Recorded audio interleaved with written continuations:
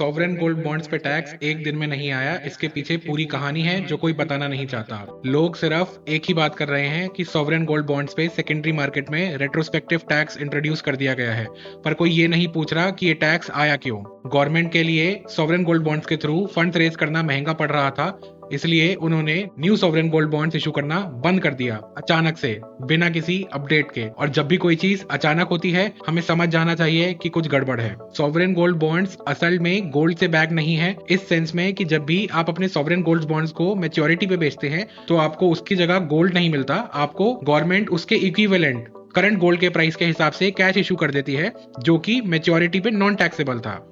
Government का ये promise था कि सॉवरेन गोल्ड बॉन्ड गोल्ड का सब्स्टिट्यूट है। जब तक सिस्टम स्मूथली चल रहा था सब कुछ ठीक था, लेकिन जैसे ही गोल्ड के प्राइसेस रैपिडली बढ़ने लगे, गवर्नमेंट की लायबिलिटी बढ़ने लगी, गवर्नमेंट ने सेकेंडरी मार्केट में मैच्योरिटी पे रेट्रोस्पेक्टिव टैक्स इंट्रोड्यूस कर दिया। जब आप new sovereign gold bonds issue कर ही नहीं रहे, जब ये बॉन्ड्स गोल्ड से बैक्ड है ही नहीं, और जब आपकी लायबिलिटी बढ़ रही है, तो सबसे आसान तरीका क्या होता है? इन्वेस्टर्स के रिटर्न्स पे कट लगा दो। डायरेक्ट मैच्योरिटी पे नहीं तो इनडायरेक्ट ट्रेडिंग पे कट लगा दो। इसको गवर्नमेंट बोलेगी ये तो कैपिटल गेन टैक्स है, बट एक्चुअली में ये लायबिलिटी मैनेजमेंट है। ये सिर्फ टैक्स का इशू नहीं है, ये ट्रस्ट का इशू है।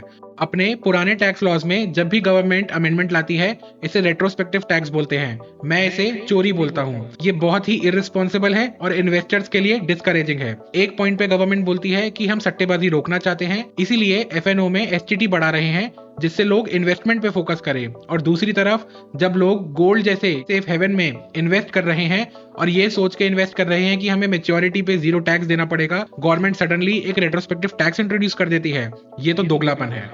इसलिए गुस्सा आपको टैक्स पे नहीं, गवर्नमेंट पे होना चाहिए।